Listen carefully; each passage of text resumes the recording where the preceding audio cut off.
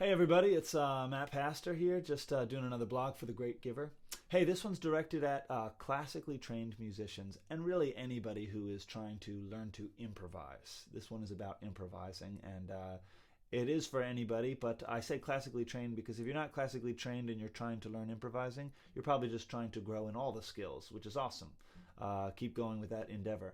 But I especially feel for those classically trained musicians, people who are competent already on their instrument, but just don't know what the heck to play when it comes to worship. You want to join the worship team, but you see they just hand out sheets with words and chords, and nobody's going to give you sheet music, so you're not really sure what to do.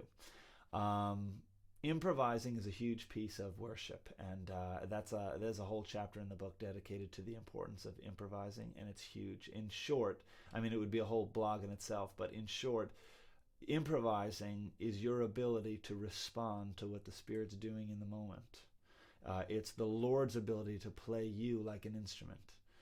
It's just so very, very important. We tend to minimize what we can't do well. Well, I can't read, so reading's stupid.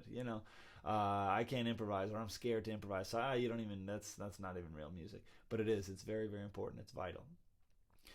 It's kind of like a language. If you could quote amazing quotes, well, that's awesome. That's like playing classical pieces. But eventually, somebody wants to know what you have to say.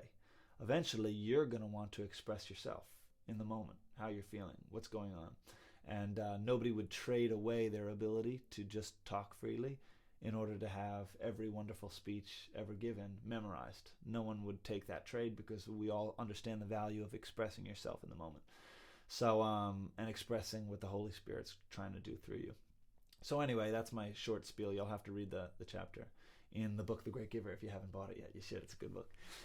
Anyway, so improvising is important, and we're just going to talk now. It comes in layers. There are layers of things to think about. There's layers of maturity that's explained in the book as well to improvising. Today we're just going to talk about the layers of the material that you can use, okay, to improvise. First bit of material is rhythm. Rhythm is important, and by the way, every one of these that we're going to talk about is massive, the most important amount of importance that you can put on something. Ear training. It's all about your ears for all of these. So you have to start using your ears, which if you're classically trained, you perhaps don't have as much training in. It's all about the ears. So here's what you do. You put on you put on a worship CD, and you choose the root of whatever key you're in. You figure it out. You can use your ears to figure it out, or you can look up the chords and just figure out what key it's in. Whatever key it's in, just hit that one note. If it's in the key of C, just hit a C. If it's in the key of D, just hit a D. And you're going to hit that one note, and you're going to improvise rhythms. If you're embarrassed to do it in front of people, do it in your practice room. And just spend hours just improvising rhythms, just being able to flow with rhythms that you're feeling in the moment. Don't worry about the notes. You're just going to hit that one note over and over and over. We'll talk about notes later.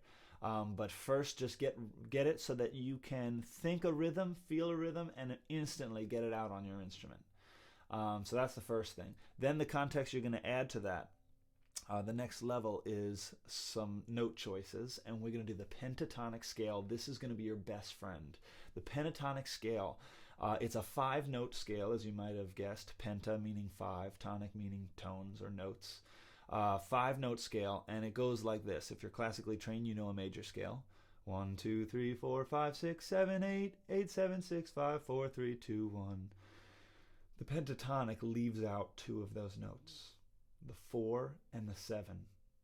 So you're left with 1, 2, 3, 5, 6, 8, 6, 5, 3, 2, 1. And the reason why that's important is because the 4 and the 7 can sometimes cause tension depending on what chord is being played. But the others will not cause tension. They all kind of pseudo always work. So that's why it's your best friend, because you don't have to think terribly hard, because you know all of them are going to kind of work all the time. So that's why that's just a beautiful scale to practice. So once again, a G major scale would be... This is a cello, by the way. So the pentatonic would be like this. 1, 2, 3, 5, 6, 8. Okay, So those are our 5 notes. And you can hear, it's kind of a familiar sound.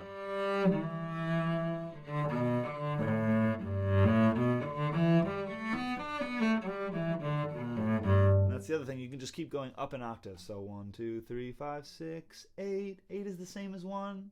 So 1, 2, 3, 5, 6, 5, 3, 2, 1, do da dee dee doom. So you have that, all of those options there on your instrument. So that's the next thing I would do. Play that same CD or whatever it is, and now try to start adding a couple of these different notes as you continue to try to feel natural in your rhythms, and just kind of let it sing. So I'm just going to give you an example. I just made a little background track here. Now as you first start, your tendency is going to be to hold out notes for a long time, which is fine. Eventually you want to start thinking in phrases.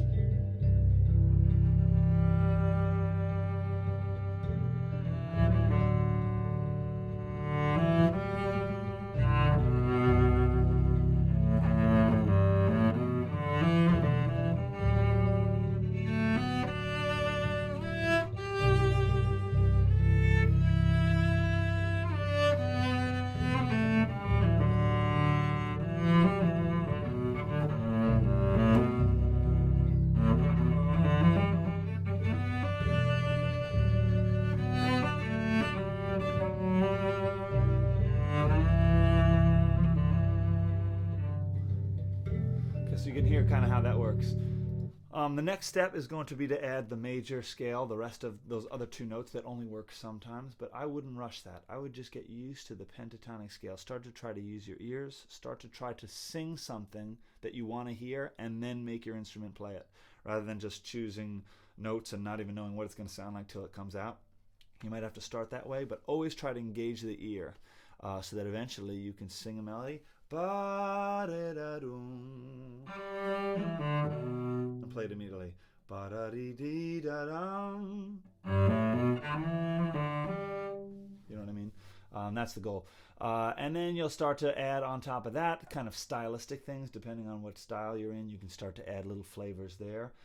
You know, if it was like a Nathaniel Smith style, that's like a bluegrass cello player. You know,